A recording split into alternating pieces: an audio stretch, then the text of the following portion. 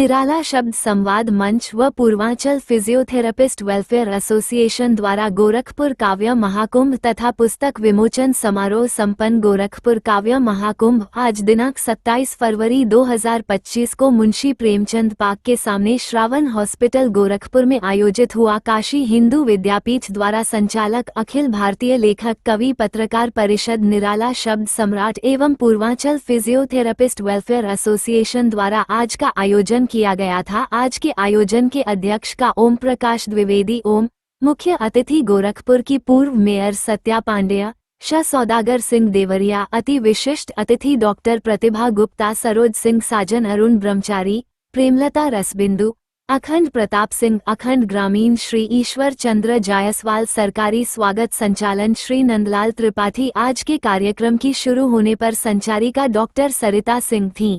आयोजन के अध्यक्ष डॉक्टर ओम प्रकाश द्विवेदी ओम, प्रमुख संयोजक कवि इंद्रजीत तिवारी निर्भीक थे। गौतम गोरखपुरी, मिन्नत गोरखपुरी भी इस अवसर पर उपस्थित रहे। इस अवसर पर इंडिया एक्सप्रेस से संवाददाता की रिपोर्ट पेश है। ऐसा फेसबुक प्रोफाइल की एक रचना अगर डाला तो तुरंत बिलियंस में लाइक पहुंचता है। हमारे अवध किशोर अवधू भैया एक 2 वायरल होती रहती हैं और सभी का स्वागत, वंदन और अभिनंदन करती हूँ। हमारी अतिथि विलंब कर रही हैं, लेकिन हम विमोचन का ये कार्यक्रम प्रारंभ कर देते हैं क्योंकि और भी बहुत सारे कार्यक्रम लगे हुए हैं। दूसरी चीजें हैं, आपको खूब प्यास लगे क्योंकि हम भी मानव हैं और हम इस चीज को समझ सकते हैं। मानवता की जब बात चल रही है, हमारे बीच गोरखपुर में बहुत विशाल हृदय रखा, जिन्होंने अमृत कलश अभी छलकाने की मैं बात कर रही थी, जो सुधा जो है छलकाते हैं, हमारे बीच सुधा संस्मरण संस्थान से जो है बैठे हुए हैं आदरणीय लोग। बुढ़ापे में नजरें कमजोर होती हैं, मेरी शायद अभी नजर कमजोर हो गई, मेरी नजर दृष्टि देर में पड़ी, इसके लिए मैं क्षमा चाहती हूँ। सबकी रचनाओं को जोड़कर उनको पुस्तक का स्वरूप देने का काम और बड़े प्रेम और स्नेह से समझा के बुझा के कि ये ठीक है और ये ठीक नहीं है, क्योंकि किसी को आप समझाते हैं तो लोगों को बुरा लगता है, लेकिन बतौर मार्गदर्शक और बतौर संपादक आपने लोगों के नाम को हस्ताक्षर बनने पर मजबूर किया। ये आपके प्रेरणा से ही हुआ, तो एक बार फिर से जिंदा होने जा रहा है। मैं सबसे पहले वरिष्ठता के क्रम में हमारे बीच वरिष्ठ साहित्यकार आदरणीय अकिंचन सर हैं, चंद्रगुप्त वर्मा अकिंचन सर, जो कि बहुत सुधीर लेखनी है। मैं चाहूंगी आप पंचासीन हो, क्योंकि जब कविता, कहानी या कुछ भी देखिए, एक किसान के लिए जैसे उसकी फसलें होती हैं, वैसे एक लेखक के लिए उसकी कविताएं, उसकी रचनाएं, उसकी गद्य या जो भी वो कलम चलाता है, जब वो पहला कविता लिखता है तो उसको लगता है कि ये पहला वो अंकुर फूटा है।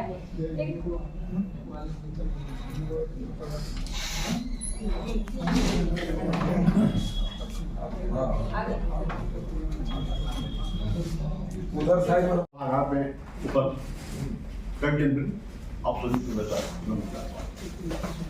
जैसा कि मैं संदर्भित हुआ कि हमारी लोकार्पित पुस्तक महर्षि दयानंद सरस्वती की प्रेरणा कहाँ से मिली, कैसे मिली और किन संदर्भों में इसे प्रकाशित की।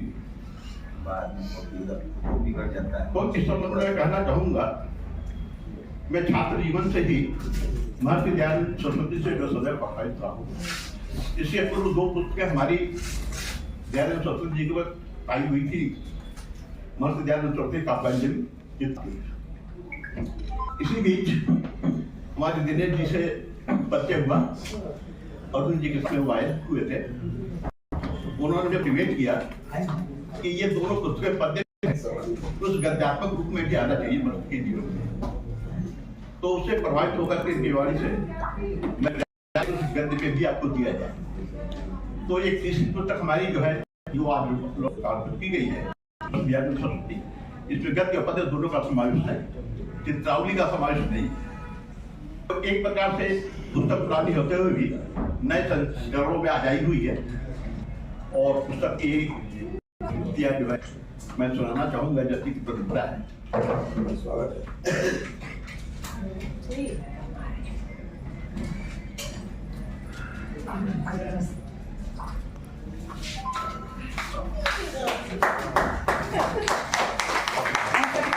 हमारी बड़ी बहन और मार्गदर्शिका बहुत दूर से महाराजगंज बॉर्डर से चल के आ रही हैं हमारी आज की मुख्य अतिथि के रूप में। एक जोरदार तालियों से स्वागत करें हमारी मुख्य अतिथि के रूप में मेयर आदरणीय सत्या पांडे जी। हाथ बोल दो, कार्यक्रम चलने दीजिए बाकी। मैं किरण पांडे जी को मंच पर आमंत्रित करती हूँ कि आप आए और हमारी बड़ी बहन आदरणीय सत्या पांडे जी का माल्यार्पण कर स्वागत सम्मान करें।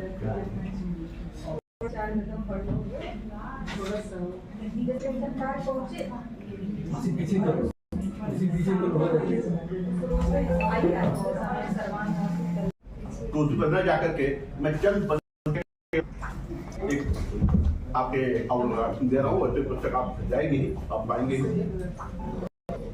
हाँ, तो युग युग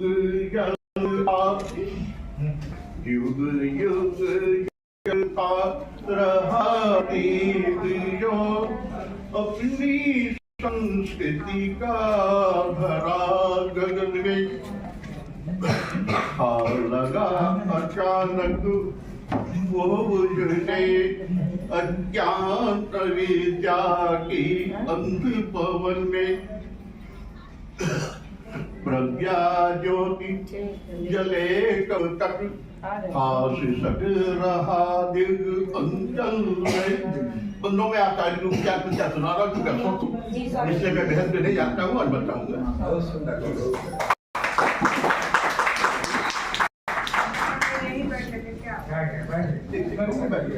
देखो दम देखो भोला है जिसमें मगन देखो हरे तीन पत्तों का दम देखो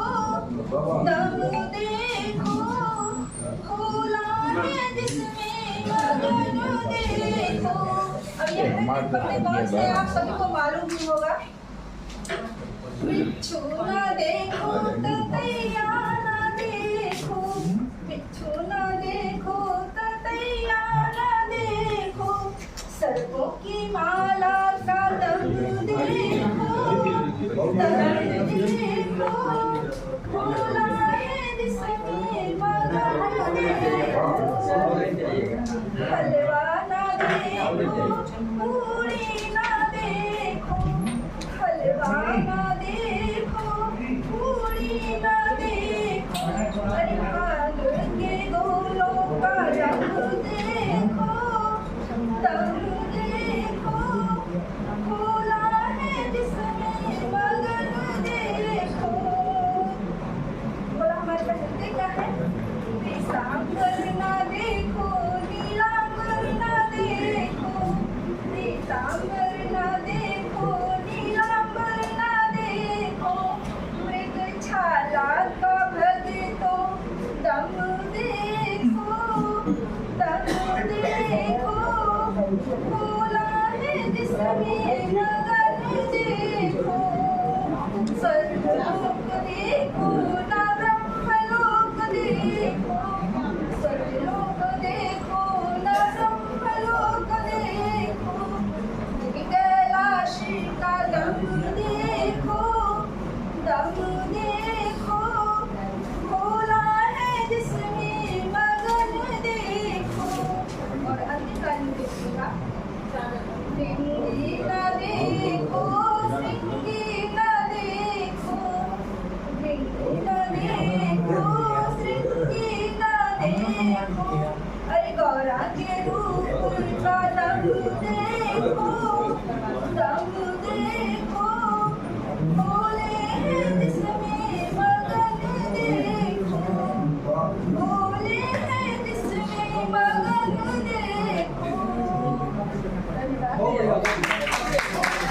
चमत्कार भास्कर, चौथा था दान गति, पांचवा था विपास कौन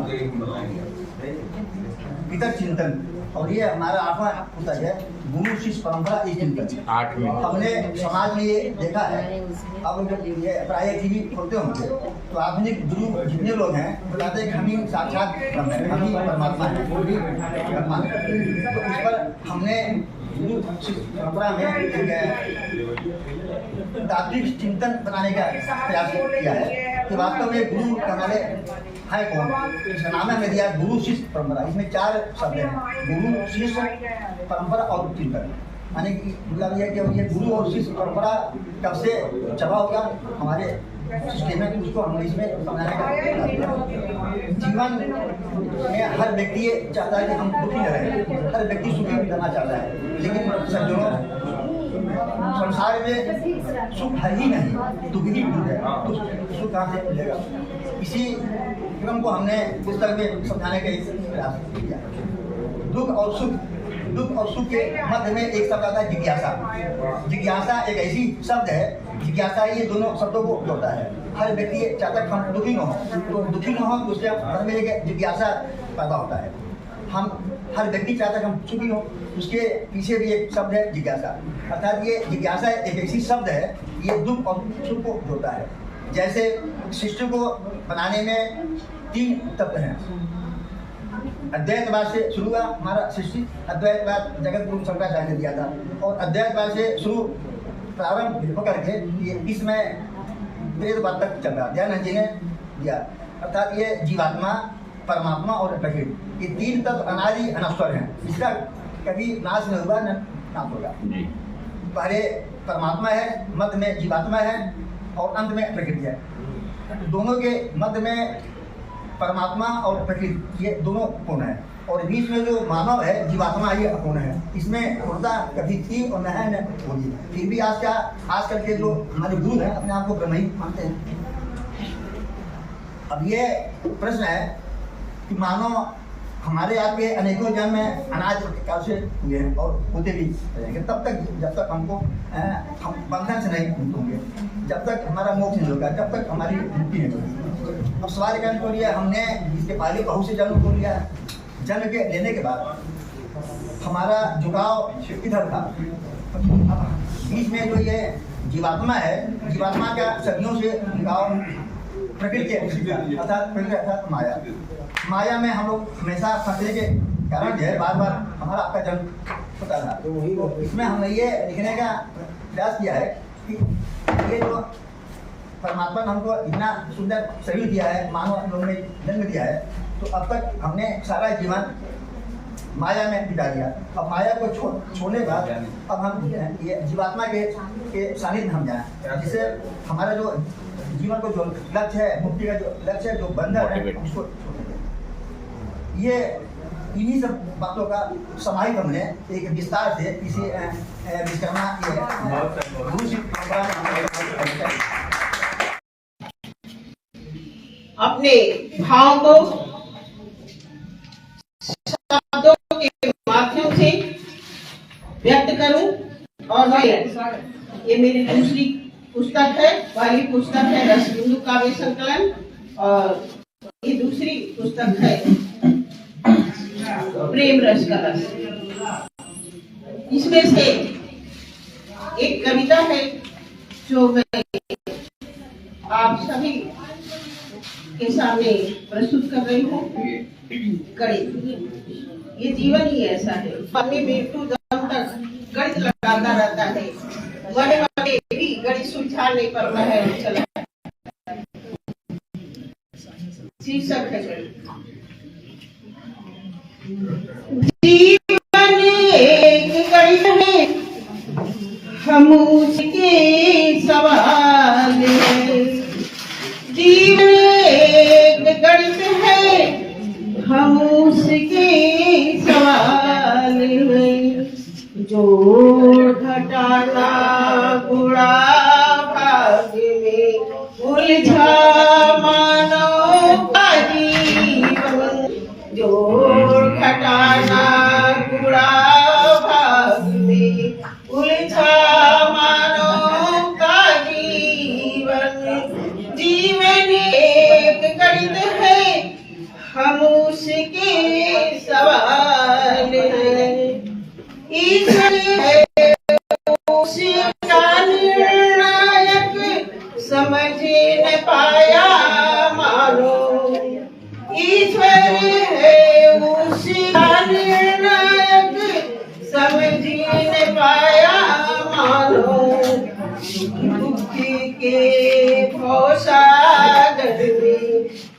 जीवन को जीता मानो, सुख दुख के भवसागर में जीवन को जीता मानो।